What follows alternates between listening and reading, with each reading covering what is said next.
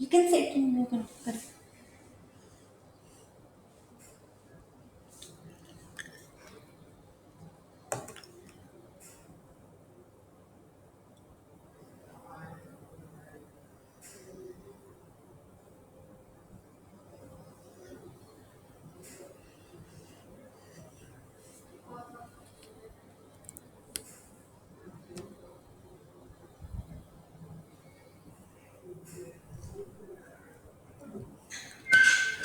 Hi, good evening, everyone. Am I audible and visible? Yes, ma'am. Good evening.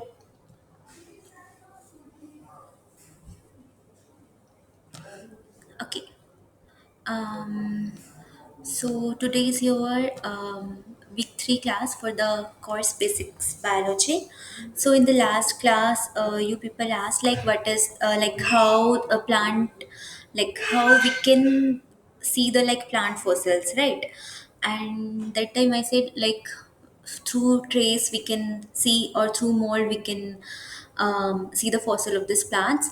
So what are these cast and mold? That if organism when buried in a sediment decay, are we leaving a cavity or a mold like this? Here, this organism, when it's buried in the sediment decay, and it leaves some cavity like structure. If this space is filled with the sediment, we called it as cast is made, right? And in case of mold, there is no true, like true part of the organism or a plant. Only there is a negative imprint of that, of the surface, right? Wait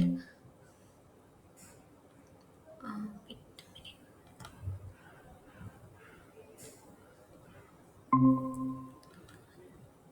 So only that this negative imprint of the surface is there.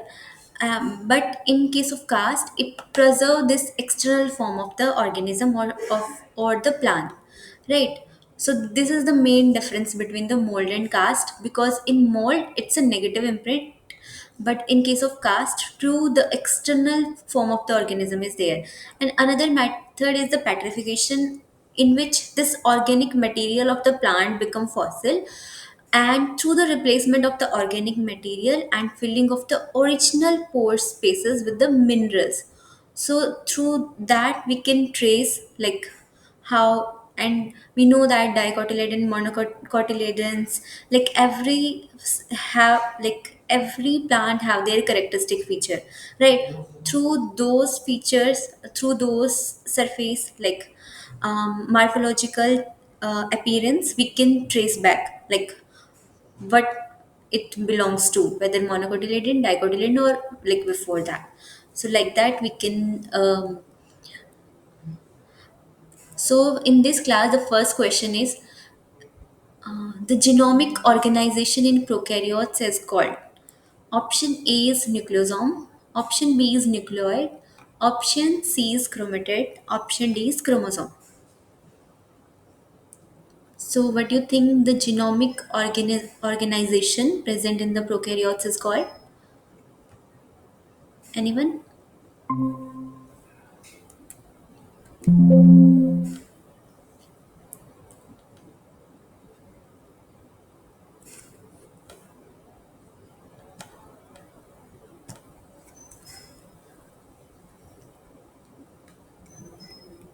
So what do you think the genomic organization present in the prokaryotes is called?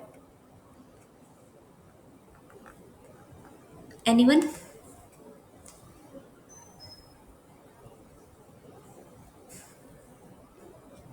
Anyone who wants to answer for this question?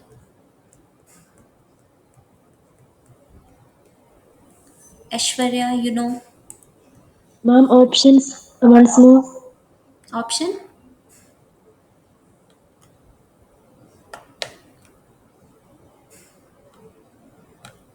Anyone else? Which are the options? Option B or C? Like, pardon, can you please repeat?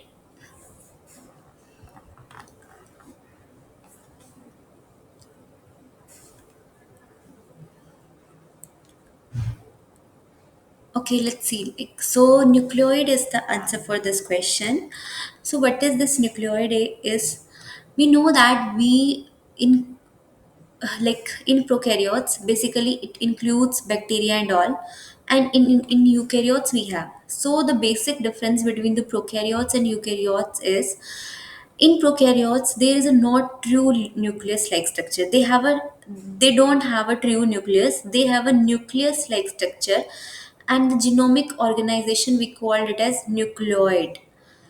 We know that in case of eukaryotes they have a membrane bound nucleus in which nuclear lamina is there, and all the chromosomes are inside the nucleus is present, right?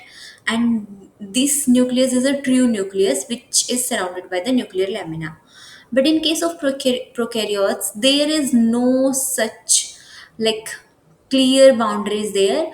So that's why we call it as nucleoid. So the genomic organization in prokaryotes we call it as nucleoid. Instead, their genetic material is organized within an irregularly shaped region called the nucleides. So these have a irregularly shaped nucleoid like structures in which the genomic content is stored inside this. Right.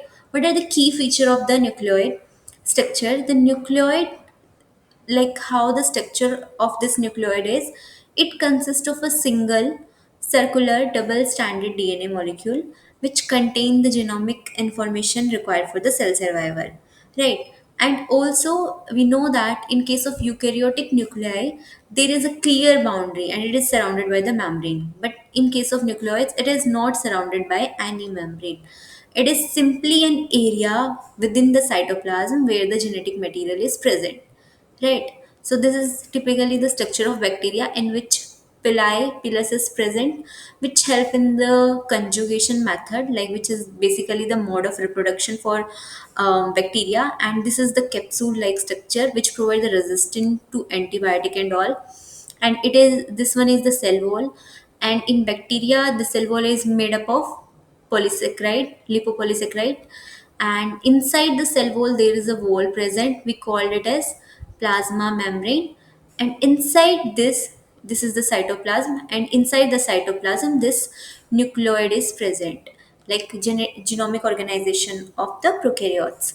And they have ribosomes also. Here we can see this blue color dot is there. This one is a ribosome, and for the motility and all they have a motile structure, we called it as flagella. So this one is the typical structure of any prokaryotes, right?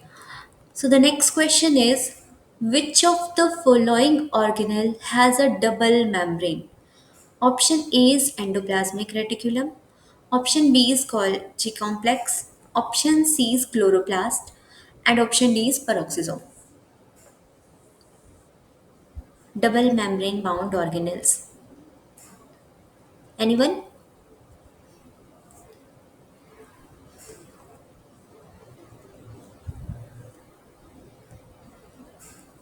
Anyone wants to answer for this question?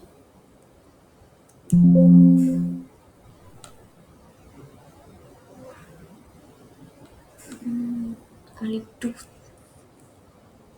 Okay.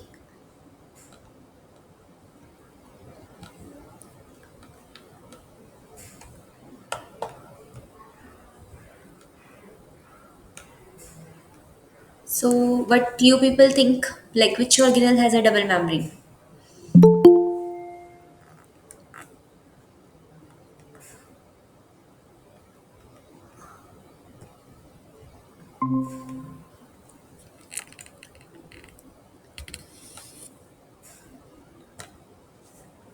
So, what do you think? Which of the following organelle has a double membrane?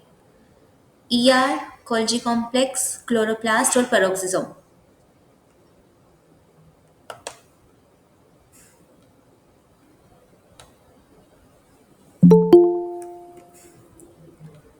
Uh, Even if you are wrong, it's okay. Try to answer.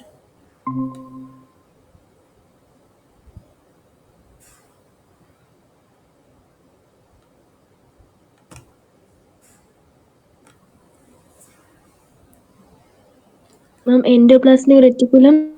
Okay, let's see. Anyone else who wants to answer for this question? Which of the following organelle has a double membrane? Endoplasmic reticulum, Golgi complex, chloroplast, or peroxisome?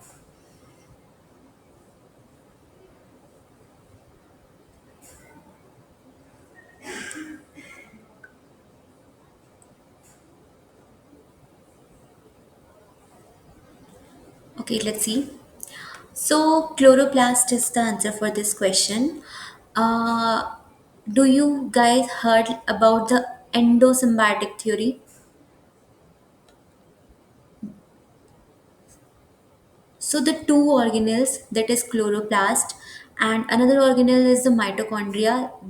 People like scientists believe that the the origin of this two organelle is from the bacteria only. So both of the organelle, like in case of this animals, this mitochondria is present, and in case of plant, chloroplast is present, and both organelle have a double membrane bound structure. So this is the typical structure of chloroplast. Here is the outer membrane, intermembrane space is there in between the inner membrane and outer membrane, and inside this granum is present, and also some stacks like structure is present. We called it as thylakoids, and these thylakoids are attached with each other through this lamella, right? And this is the stroma and this is the lumen. So they have a two, stroma is aqueous filled and lumen is inside of the thylakoids, like solid like structure is present, right? So this chloroplast is mainly responsible for the photosynthesis, and where it is present and where it, we know that the photosynthesis occur in the plants and algae. So this chloroplast are present in the plants and algae and help in the photosynthesis process, and they have a double membrane structure, outer membrane and inner membrane.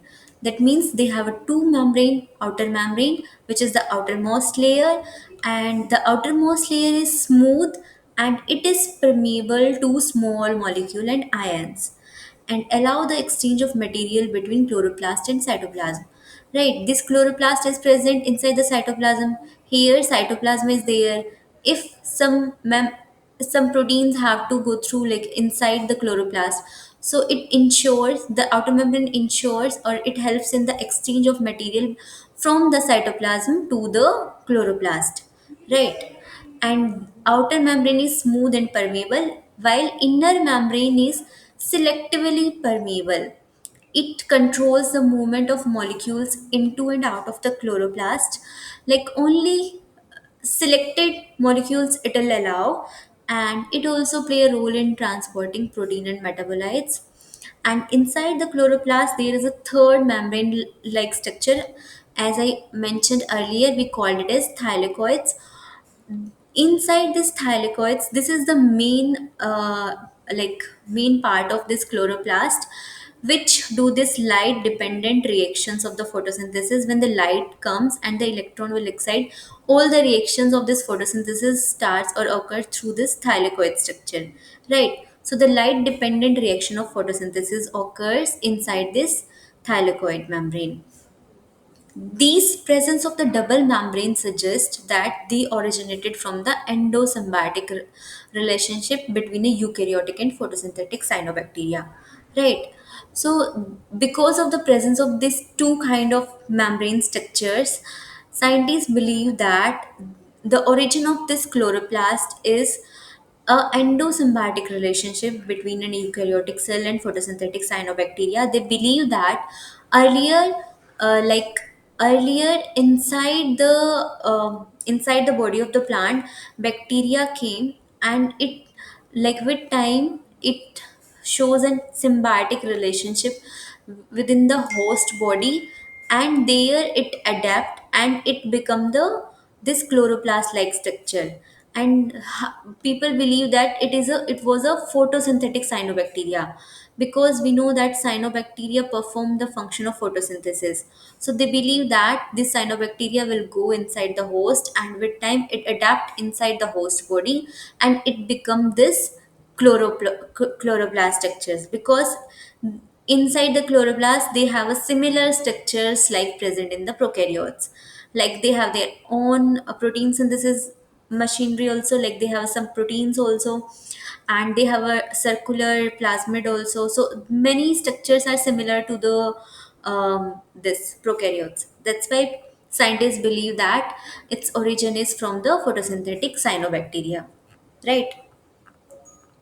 So the next question is the bond cleaved by the lysozyme in bacteria cell wall between N-acetyl glucosamine and N-acetyl muramic acid is. So in bacteria cell wall, the bacteria cell wall is made up of this two, like NAM and NAC. That is N-acetyl glucosamine, NAG, and NAM, polymer of this NAG and NAM. So the lysozyme, if it comes, it will cleave the bond between the NAG and NAM. So what was that bond present in between these two? N-acetyl glucosamine and N-acetyl muramic acid. Option A is beta 1,3 glucosidic bond. Option B is beta 1,4 glycosidic bond.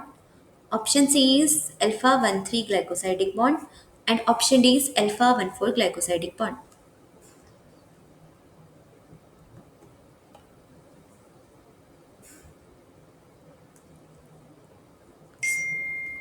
So what is the answer for this question?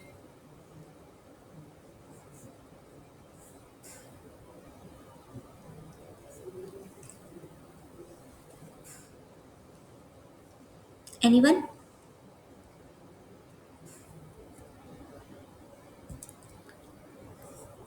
Anyone wants to answer for this question?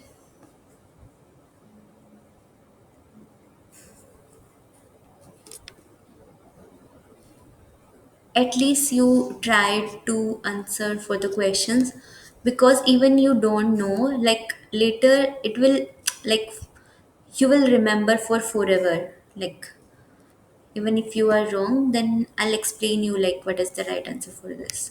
So whatever you are thinking, you can tell.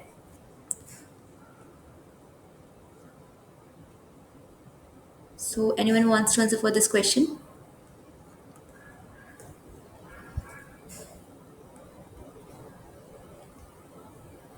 The bond cleaved by the lysozyme.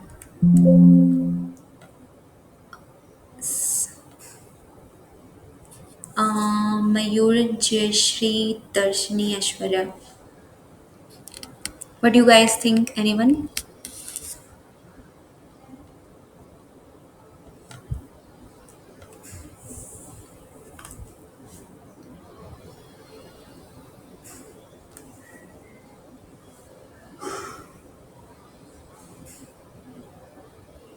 Okay, you know this bacteria cell wall is made up of this N-acetylglucosamine and N-acetylmuramic acid.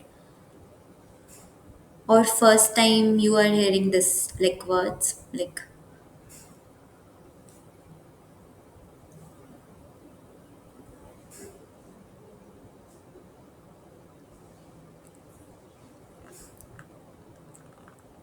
Yes, ma'am. okay. Okay, then see. So beta 1,4 glycosidic bond is the answer for this question. So this bond is present in between the N-acetylglucosamine and N-acetylmuramic acid. What is this N-acetylglucosamine? Is the sugar derivative of glucose with acetyl group. N-acetylglucosamine, that is glucose, glucosamine, and acetyl, that is acetyl group. So it is a sugar derivative of glucose with an acetyl group attached. And N-acetylmuramic acid is similar to the N-acetylglucosamine, only the difference is that they have an additional lactic acid, that is ether linked at the third carbon. So the covalent bond which link this two unit is the beta 1,4 glycosylatic bond. So here we can see that this is the structure of this bacteria cell wall. This one is the gram positive and this one is the gram negative, because in gram negative there is a like a positive, there is a some specific kind of polysaccharide bacteria cell wall is present other than this lipopolysaccharide, right? And also this positive bacteria have a thick layer of this peptidoglycan, but in case of gram negative bacteria there is no this peptidoglycan layer is there. So these lipopolysaccharides, it is made up of this N-acetylglucosamine and acetylmuramic acid. So like that, this N-acetylglucosamine and muramic acid. So this is a like cleavage, like whole this peptidoglycan chain is formed by this alternate subunit. So here this is present in the only this peptidoglycan layer, which is present in this gram positive bacteria. So this is formed by this NAG and NAM, and we can see that this one is the beta 1,4. That is here, this one is the first sugar, and the bond is formed between the first carbon of this sugar. This one is the first carbon, and this one is the fourth carbon, right? Because one, two, three, four here, right? So four, and this one is the first carbon. So here, this bond is this bond formation is there, that is beta 1,4, right? So this, what this lysozyme will do, it will come and it will cleave those bonds and convert into the like individual units. So this lysozyme will act on the NHA and NAM by cleaving this bond. And which bond is this one? Beta 1,4 glycosidic bond, right? And after the like rupture of this peptidoglycan, this water will come like go inside the body of this bacteria cell wall, and there will be lysis and the bacteria will die, right? So the next question is, the cell surface antigens which act as a surface associated virulence factors are present in. Option A is lipopolysaccharide layer. Option B is teichoic acid layer. Option C is lipid bilayer of inner membrane. And option D is none of the above. So, what are the cell surface antigen which normally act as a surface associated virulence factor? Where it is present? Anyone? Anyone want to answer for this question?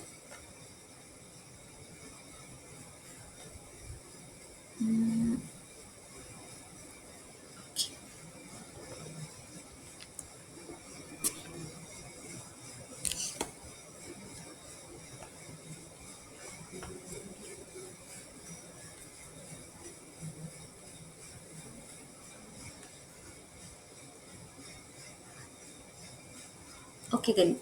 So lipopolysaccharide is the right answer for this question. Like, what are those lipopolysaccharides? Lipopolysaccharide are major cell surface antigen that is present in the gram negative bacteria, and also it is also present on the gram positive lipopolysaccharide basically, and they act as a surface associated virulence factor. So here this like lipid A that triggers the immune response and contribute to the septic shock. O antigen of this lipopolysaccharide also, it is very highly variable, that evade the immune detection. And also the core polysaccharide, like all are the part of the polysaccharide only, because polysaccharide is made up of this lipid A also, which is a very toxic part of this lipopolysaccharide, that will also act as a like that will also trigger an immune response and contribute to the septic shock. And also inside the polysaccharide there is O specific polysaccharide, which is very highly variable, and it also help bacteria to evade immune detection and make it as an important virulence factor. And the core polysaccharide, it also provides the structural integrity to our outer membrane. So that's why the answer is this lipopolysaccharide layer. But when it comes, because option B can also be the answer, because teichoic acid is also antigenic in some gram positive bacteria.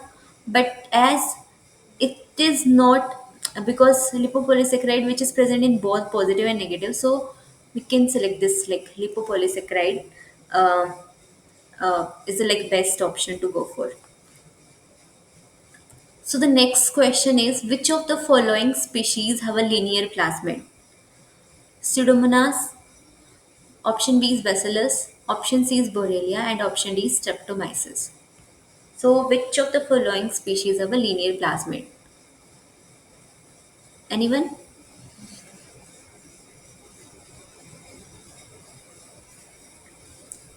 Anyone know who, like, what is the plasmid? What is plasmid?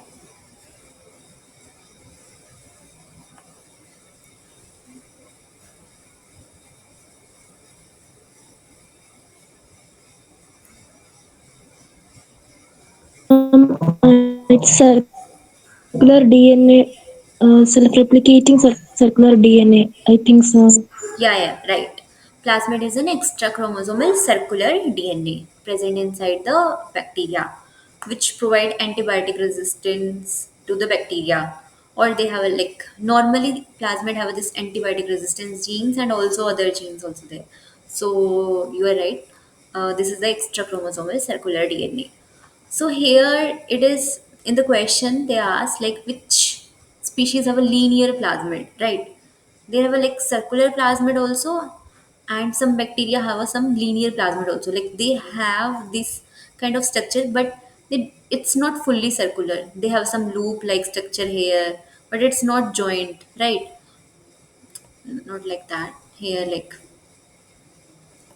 like that is. So they have a linear plasmid. So which of the following species of the bacteria have this kind of structure? This linear plasmid.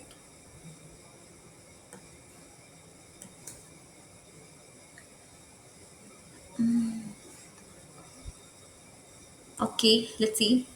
Um, Ma'am, can you share your screen because I was not able to hear due to some technical issues sometimes. oh, my voice is breaking. Like for all of you, or like I'm not a clear. Not ma'am, it's not a problem, ma'am. Okay, am I audible properly now? Okay, your voice is breaking or my voice?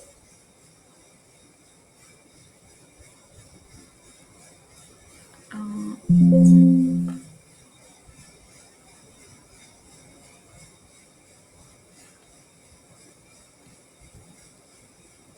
okay, am I audible clearly?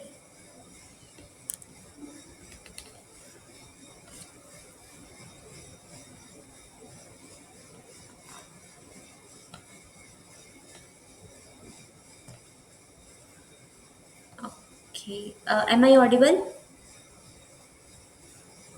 Yes, ma'am. Okay, okay. So you are right. This plasmid is an extra chromosomal circular DNA present inside the bacteria, and that is separated from the chromosomal DNA. That's why we call it as extra chromosomal DNA, and it can replicate independently. And they are most commonly found as a small and circular double-stranded DNA, right? But some bacteria have this like linear plasmid also, not fully double-stranded DNA is there, but not circular. Right? They have this loop at end or the protein covered at the free end. So both can be the answer, that Borrelia also and Streptomyces also. Like now scientists found that the Borrelia also have this like linear kind of the plasmid is there. So C and D is the right answer for this question. So moving to the next question. During plasmid isolation, the reagent used for deproteinization is option A is proteinase K, option B is phenol chloroform and isomyl or alcohol, option C is sodium hydroxide, and option D is zero point 0.2 normal sodium hydroxide and 1% STS. So in the lab, when we want to isolate the plasmid, like if inside the bacteria, this plasmid is there, and we want to isolate those plasmid. So what are the reagent we use commonly for the deproteinization? To remove for the protein, the most common reagent. Anyone?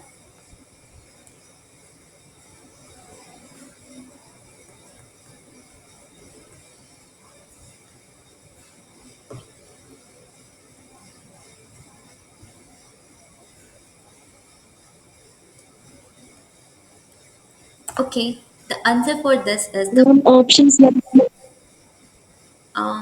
options.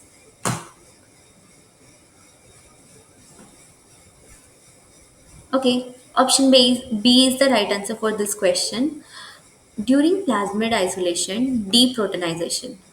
What is this deproteinization? It is the process of removing proteins, spatially, like what kind of proteins? DNA binding protein and enzyme from the plasmid DNA. And the most commonly reagent which we use for the deproteinization is the phenol, chloroform, and isoamyl alcohol. Like what is the function of this phenol, chloroform, and isoamyl alcohol? Basically, this phenol, what it do is it denature the protein so that it like it helps separate them from the nucleic acid, right? So this phenol denature the proteins and it uh, separate them from the nucleic acid, right? Next is chloroform. This chloroform improve the phase separation and is it make it easier to extract the DNA because there are two phase now, organic inorganic solvent, right? So that this chloroform improve the phase separation and we can extract the DNA from the upper part and we like left it out the like down part like so that we can extract the DNA only, right? And this isoamyl alcohol it reduce the forming and also it help in the phase separation, right? So the next question is the biomolecule synthesized inside the nucleus is option A is histamines, option B is DNA polymerase, option C is RNA polymerase, and option D is tRNA. So, what is the answer for this question?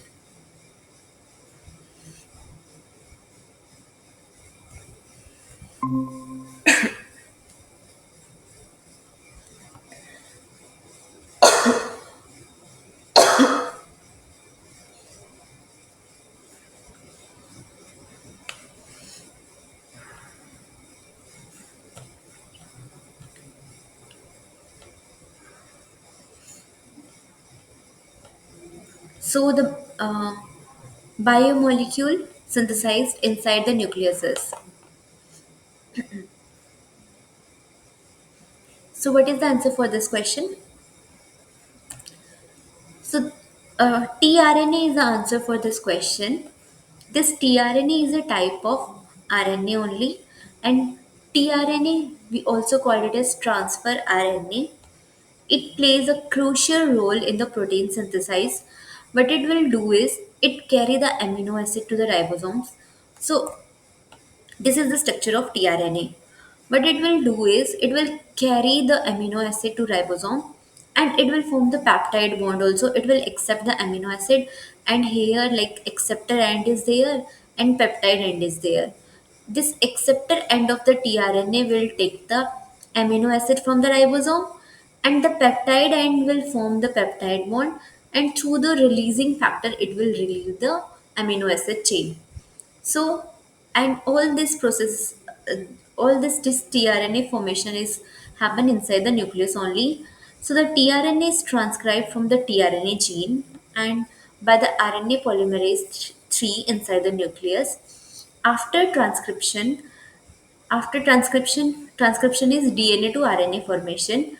It undergoes processing, that is modification, splicing, and folding. So after that, this RNA is transported to the cytoplasm so that it can perform the function of the translation. Translation means RNA to protein. So the RNA to protein process will take place inside the cytoplasm, and before that, that is transcription happens in the nucleus only. So this biomolecules, which is like very important for the transcription process, which is important for the translation process because it help in making the proteins, right? So this tRNA normally synthesized inside the nucleus. From there, it will transport to the cytoplasm, right? So that it can do the function and it will make the proteins. So the next question is the major protein that cause condensation of eukaryotic chromatin are. Option A is RNA polymerase, option B is DNA polymerase, option C is histones, and option D is nucleosomes. So the major protein that cause condensation of eukaryotic chromatin are. Anyone? Like which causes the condensation?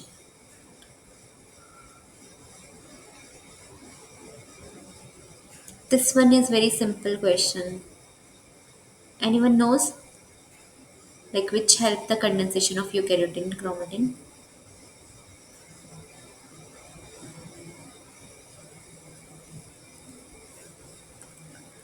So the right answer for this is the histones. Like what are these histones are? So this is the histone. We know that DNA is negatively charged, right? So if we want to condense this DNA or if we want to fold this DNA, so the basic protein will come as it is negatively charged. So the positively charged or the basic charge, this histone will come and it help in the condensation of eukaryotic chromatin. And there are basically this four kind of pr- histones are there which help in the folding of this eukaryotic chromatin, right?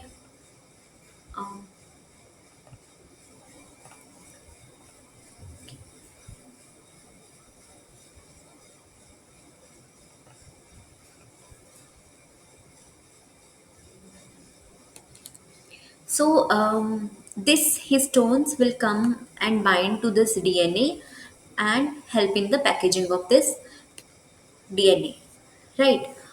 And there are one another kind of histone that we called it as H1, or we also called it as linker histone. What it will do is when it will package this DNA, it will help in the condensation of DNA.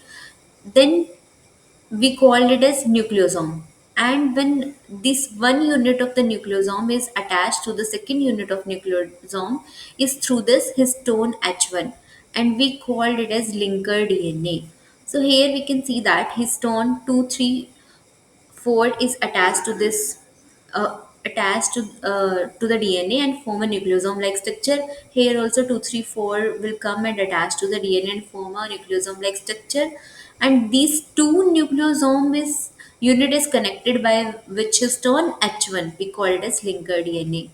So the right answer for this question is the major protein that cause the condensation is the histones. So the next question is the cellular organelle that cannot be obtained intact during fractionation is. Option A is endoplasmic reticulum, option B is lysosomes, option C is peroxisome, and option D is nucleus. So, like, what are those organelles that cannot be obtained intact? Anyone?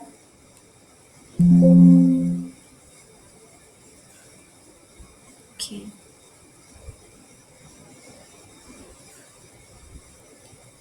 So the right answer for this question is endoplasmic reticulum. So let's see like what is the cell fractionation processes. So this cell fractionation is a laboratory technique in which cell fractionation, that is a technique used to break the open cell, and inside the cells there are many kind of structure, there are organelles also, right? So self in the cell fractionation we break the cells or open the cell or lyse the cell and separate the organelle based on their size and density. We call it as cell fractionation technique. However, in this technique, the endoplasmic reticulum is the organelles which cannot be obtained intact during fractionation because as we know that this endoplasmic reticulum is highly fragile and membranous structure. This endoplasmic reticulum is a network of membranes that easily break apart during the cell lysis. When we do the cell lysis, the membrane was easily breakable. So that's why we never obtain this endoplasmic reticulum intact during this fractionation technique. What this will convert into when these will form the microsomes. When cells are disrupted, the ER fragments, endoplasmic reticular fragment, convert into the small vesicle-like structure. We call it as a microsome, and these microsomes are the mixture of rough and smooth endoplasmic reticulum.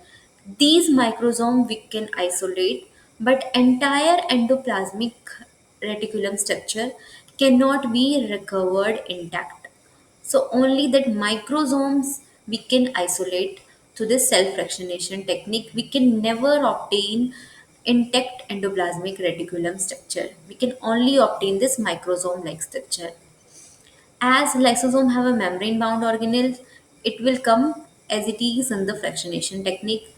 Also, the peroxisome, because it's the small dense organelles, it will also come remain like intact during this technique. And also the nucleus, as it is a large dense organelles and it have a two membrane, so it will also come like intact in the self during the self fractionation technique.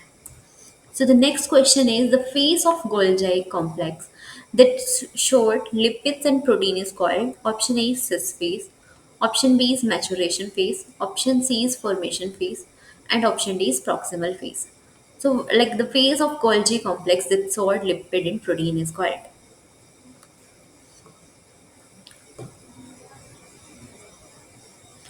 So the right answer for this is the maturation phase. As we know that the Golgi complex is an organelle, and this Golgi complex is responsible for modifying, sorting, and packaging of the protein and lipids for transport. And this Golgi complex has a two main phases. One is the cis phase. We also called it as the formation phase. This formation phase is like here. We can see that this one is the formation phase and this one is the trans phase. So this formation phase contain the vesicles. These vesicles contain the protein and lipid, and it will form the cis phase of the endoplasmic reticulum. And then the protein modification will will take place inside the Golgi apparatus lumen, and in the trans phase it showed and sent the processed proteins, all the processed protein which processed inside this lumen of the Golgi complex. After that, these processed protein or lipids they go to the final destination through the which phase, through the trans phase, right? And that proteins, like if they have a function in the plasma membrane, they'll go to the plasma membrane. If that proteins are the lysozymal proteins, then it will go to the lysozyme. Or if they have a secretory function, then it will goes to the for secretion. So the next question is the orientation of the protein in plasma membrane is predetermined by their orientation on. Option A is endoplasmic reticular membrane, option B is nuclear membrane, option C is mitochondrial membrane, and option D is none of the above. Anyone?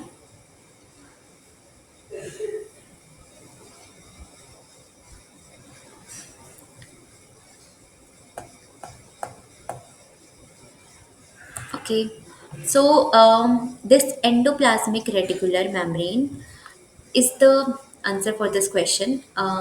So the orientation of the protein in the plasma membrane is determined during their synthesis and insertion into the endoplasmic reticulum. As we know that the protein synthesis will take place inside the endoplasmic reticulum, so the membrane proteins are synthesized by the ribosomes. We know that there are two kinds of endoplasmic reticulum. One is rough endoplasmic reticulum, in which ribosomes are attached to the surface of the endoplasmic reticulum, and another one is the smooth endoplasmic reticulum, which they don't have the ribosome. So in protein synthesis will take place to the rough endoplasmic reticulum because they have the ribosomes. So these ribosomes help in the protein synthesis, and during the synthesis protein are inserted into the ER membrane in a specific orientation, and after that also they'll travel in the same specific orientation, that ER to Golgi and Golgi to plasma membrane. And also the same orientation is retained when they fuse with the plasma membrane also.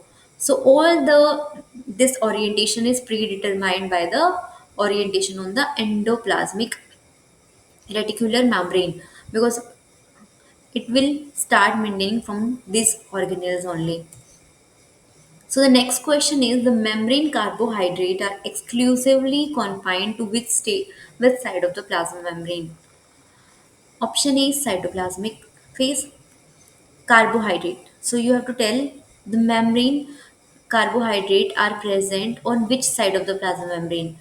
Either cytoplasmic phase, B is exoplasmic phase, C is core of the bilayer, and option D is both the sheet of cytoplasmic and exoplasmic phase.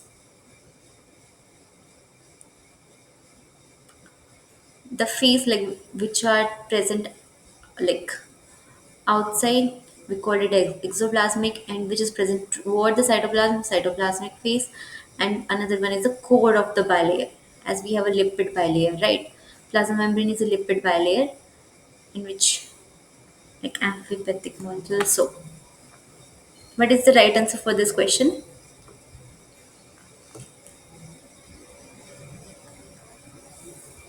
Anyone want to answer for this question?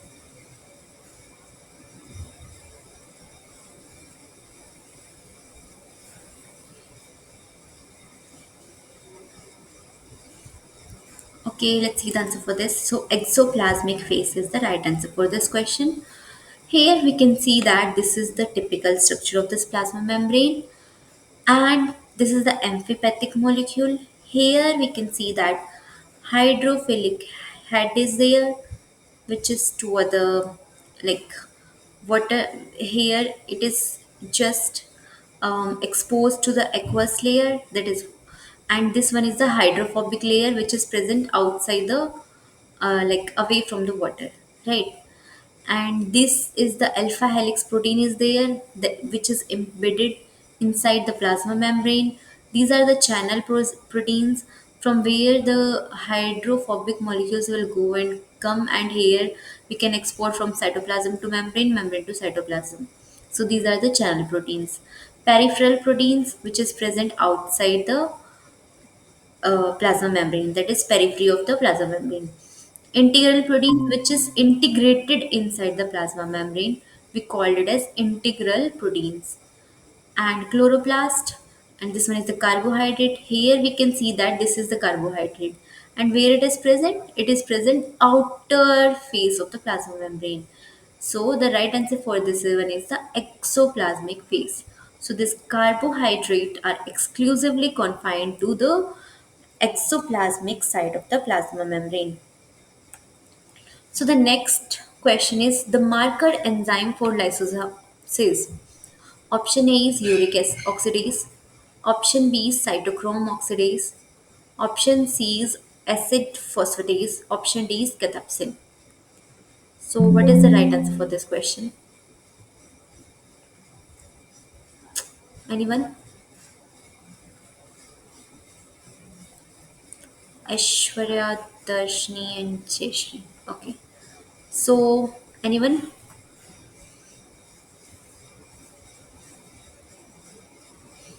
The marker enzyme for lysosomes.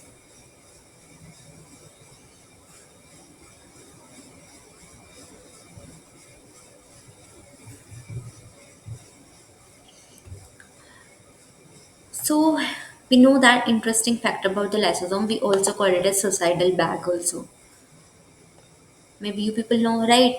Lysosome, we also call it a suicidal bag. These lysosomes are the membrane-bound organelles, and they contains this digestive enzyme to break down the waste, pathogens, and damaged organelles. And inside the lysosome, this acid phosphatase enzyme is present, which is a key or marker enzyme for the lysosome because it is specific to the lysosome, as it is found predominantly in the lysosome and help in the hydrolysis of the phosphate group from molecules. Functions in acidic pH. So this lysosome maintain an acidic environment, that is pH 4.5 to 5, and acid phosphatase is active in this condition.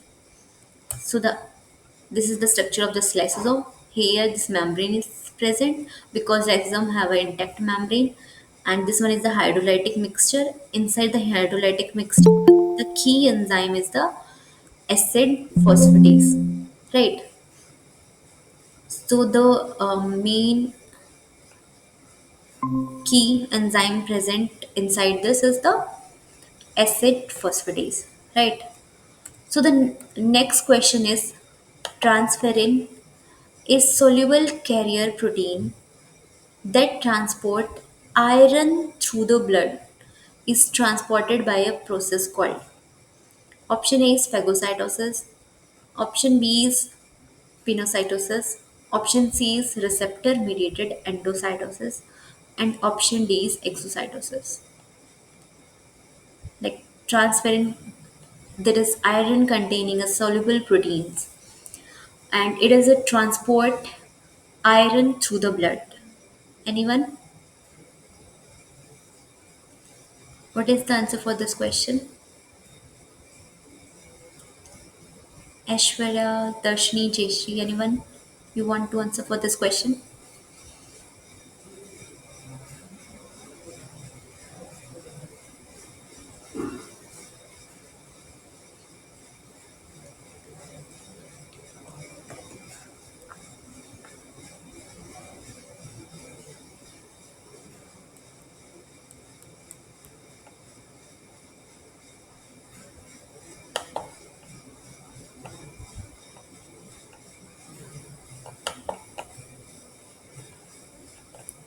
Okay, let's see. So the receptor mediated endocytosis is answered. Here we can see that this is the process of endocytosis. So how this will take place is there is the apotransferrin. It will come and bind to the receptor, and the receptor we call it as a TFR1. And here the endocytosis will take place, and these transferrin containing this also the with the receptors, it will pinch into the vesicles, and here this because of the because of the change in pH, it will take place. It will carry the iron proteins, and then it will transfer those iron through the blood. So here we can see that it is a kind of receptor mediated endocytosis because it is mediated by this receptors. The when this receptor, like when this apotephrin ligand is bind to the TFR1 receptor, then endocytosis will take place, which also contains this receptor containing ligand. So this is a example of the receptor mediated endocytosis. So this is a soluble this transferrin, as it is a soluble carrier proteins, is transport the iron through the blood is through this process, through which process receptor mediated endocytosis, and later it will give this receptor also the ligand um, back to the surface through the clathrin coated bits, and again it will go back, like this process will go like that only. So the next question is the lumen of the late endosome where the content are digested and delivered for the further distribution is option A is 4.5 to 5.6. Option B is 6.5 to 6.8. Option C is 7 to 7.2. Option D is 7 to 7.6.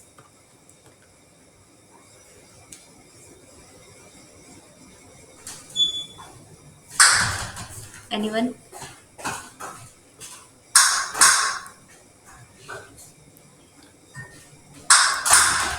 Okay. So,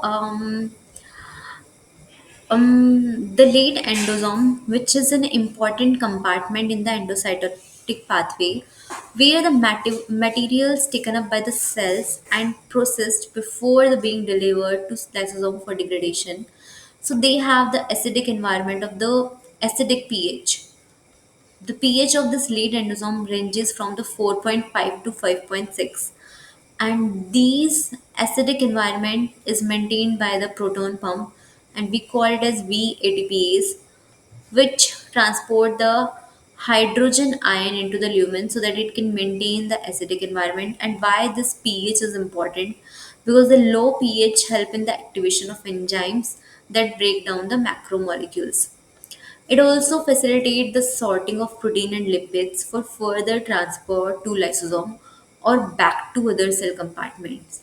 So that's why this pH is very important, 4.5 to 5.6, because the acidic environment is, if this acidic environment is not present, then nothing will take place, and all the activation of enzymes and breakdown of the macromolecules only because of the acidic pH of the lumen. So that's why those enzymes will take place and the contents will be digested and it will deliver for the further distribution because of the acidic pH of this lead enzyme.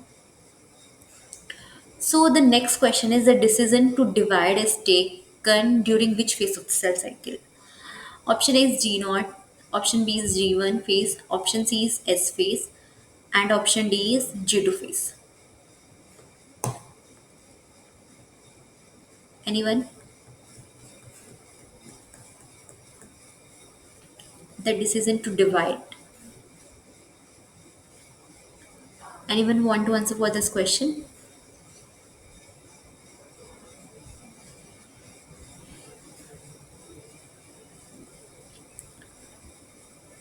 Okay. So the right answer for this question is G1 phase. So as we know that in the cell cycle, this are they are the four main phases. That is G1 phase, S phase, G2 phase, and the M phase. We call it as mitosis phase, right?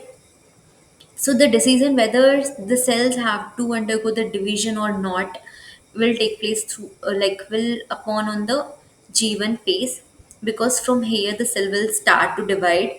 First the cell will go into the G1 phase where cell prepare himself for the division, and then it will go to the S phase where the DNA replication will take place. Then it will go to the G2 phase, like all the remaining proteins and will other things will synthesize, and after that the late stage of the late phase of the cell cycle will come, and we called it as M phase or mitosis phase. It have a four subphases, that is prophase, metaphase, anaphase, and telophase.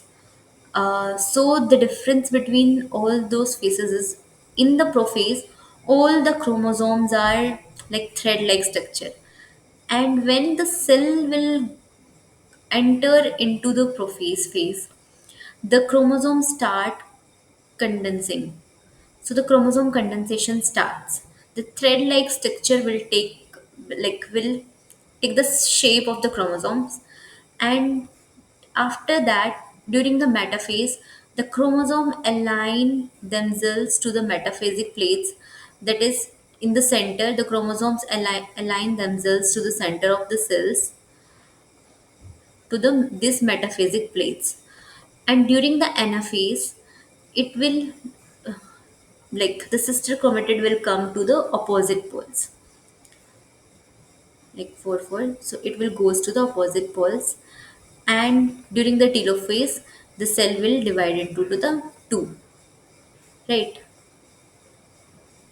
And they also have a same number of chromosome. If it is mitosis, if it is meiosis, they have a half of the chromosome. Like that, cell will decide. So the decision where the cell take place, like whether they have to divide or not, uh, is through which phase cycle? G1 phase. So G1 phase is the deciding phase, whether the cells have to go undergo the division or not. So the next question is, histone is synthesized in M phase, G naught phase, G1 phase, or S phase. So histone is synthesized in which phase? Anyone want to answer for this question?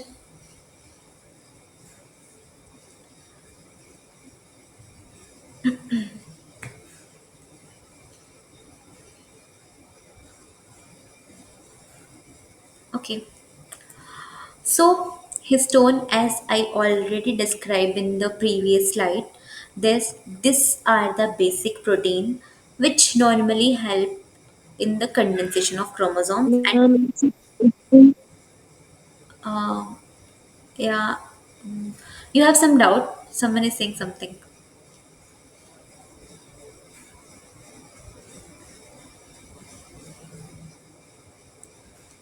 Okay. So histones are the proteins. Am I audible to all of you, or my voice is breaking?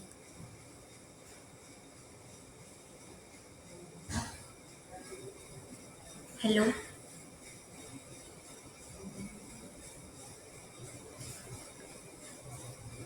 Hello, hello. Am I audible?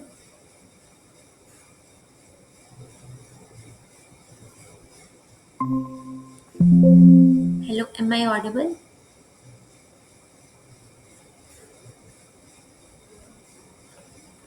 Am I audible to all of you? Yes. Okay, okay. So, as I described earlier, that the histones are the protein that help in the packaging of the DNA, and it will form the nucleosome like structure, right? Thus, the synthesis is closely linked to the DNA replication. And we know that the DNA replication occurs in which phase? As phase of the cell cycle. So the histone production will take place during the S phase where the DNA is replicated and also it doubles its amounts. Since this histone are required to package newly synthesized DNA, so they are also produced simultaneously, in which the newly synthesized DNA will take place. There, the histone will also synthesize, and we know that DNA replication will take place in the S phase. So histone will also synthesized in the S phase only. So moving to the next question, the cells, like very interesting question. The cells which do not divide once they are differentiated and enter into the G naught phase. Like once they are differentiated, it will not divide at all and it will enter into the G naught phase. Option A is lens cells, option B is lymphocytes, option C is epithelial cell of intestine, and option D is smooth muscle cells. So like which are like what are the cells that do not divide at all? Once they are differentiated, then it will not divide. It will goes enter into the G naught phase. We call it as quiescent phase also. So anyone who want to answer for this question? Miss neuron. Yeah, neuron is there. Like it will also not divide when this differentiated. But in the option, neuron is not there. So you can choose any of the options like lens cell, lymphocytes, epithelial cell, or smooth muscle cells.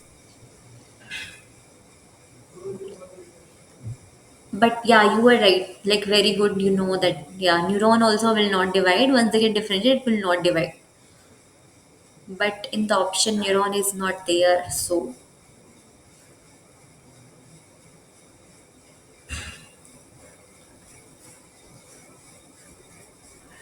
Ma'am, is it smooth muscle cell?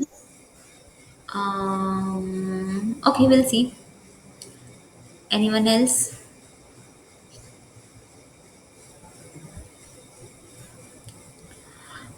So that right answer for this question is lens cell. So this lens cell also like neuron cells, like once they divide, once they differentiated, it will not divide after that, right?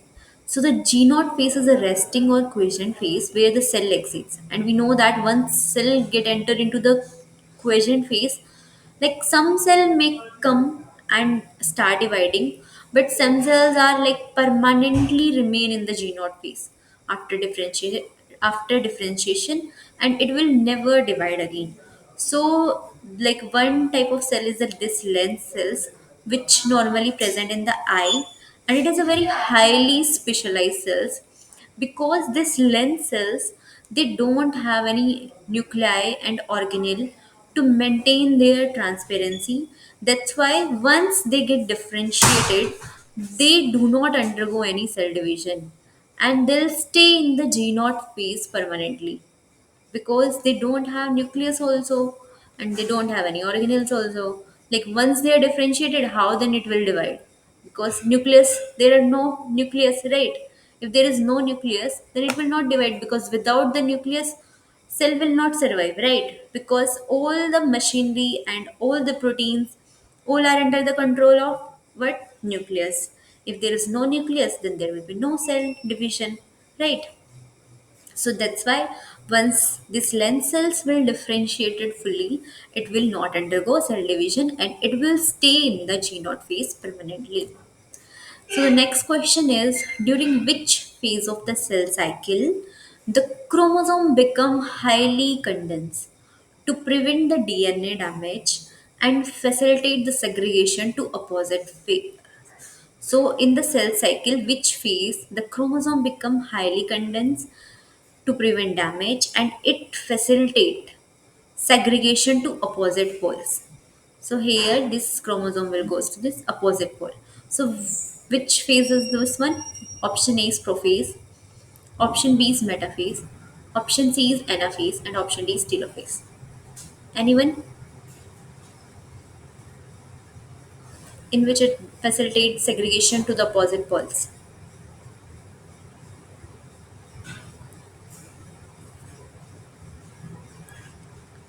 In the earlier slide also I mentioned like which phase in which the chromosome will move to the opposite poles. Anyone? Anaphase, ma'am. Okay, let's see. So anaphase is the right answer. You are right. This anaphase is the phase of the cell cycle in which chromosome become um, okay. Um, Farzana, you are little late. Try to join earlier, like at 6. So it's okay. So we are just about to finish the class, but it's okay. So we are talking about this 19th question, like during which phase of the cell cycle of the chromosome become highly condensed to prevent the DNA damage and segregation to the positive pole.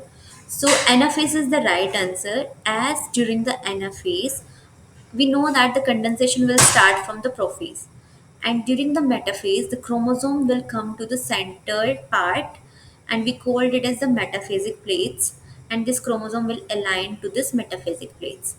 And in the anaphase this condensing chromosome will move toward the opposite pole, and in the question also it's asked that it facilitates the segregation to the opposite poles, right? So anaphase is the right answer, because in telophase it will like divide into the two parts, and here like no opposite poles are there. So again the chromosome become decondensed and it become thread like structure. In the telophase there is like no such condensation of chromosome is there, so that's why anaphase is the right answer. So the last question will like which is very interesting. The pH in mammalian cell culture is monitored by option A is Texas red, option B is phenol red, option C is crystal violet, and option D is Striven blue. So you know that if we do the cell culture in the lab, right? If we want to grow the cancer cells, or if we are growing the normal cells in the cell culture, how just by looking the media color, because there is a difference in the pH, right? So the pH of this mammalian cell culture, we know that if the pH of this culture is acidic or whether it is a basic, how we can monitor just by looking whether it is acidic or basic, like what are the reagent present in the mammalian cell culture that help in detecting that what is the pH of the culture. Anyone? Ma'am, is it phenol red? Okay. Anyone else?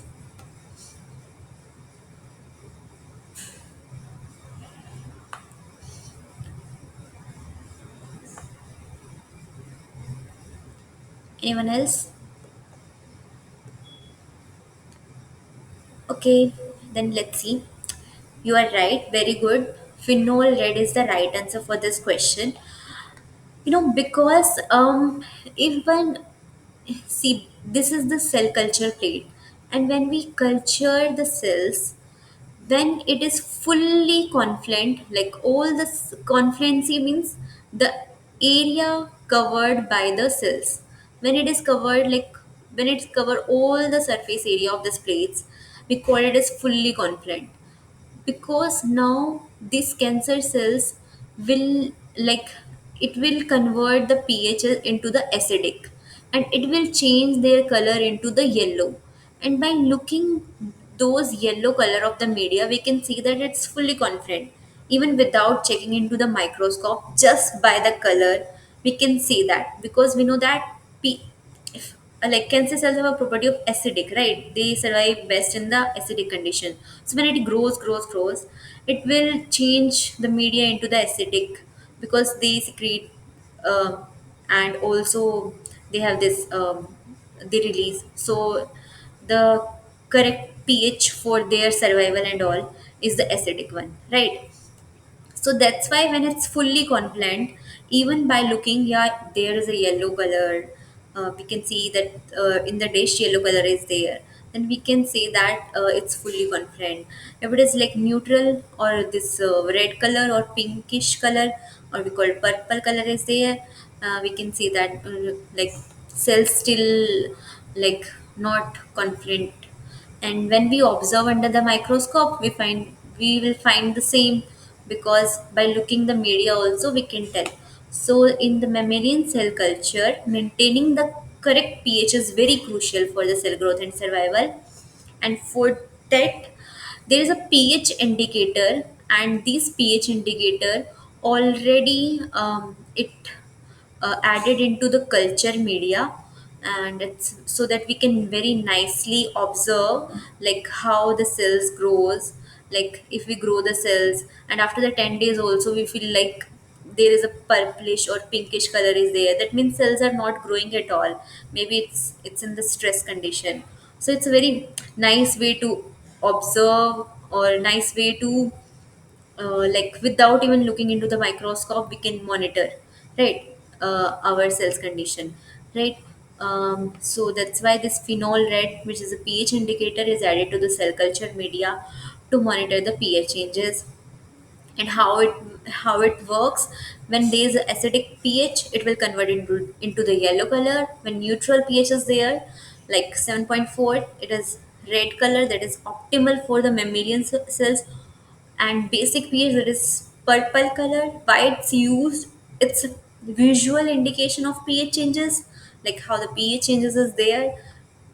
And also to detect the contamination also, because even also the bacterial growth, it's like suddenly changes into the pH yellow.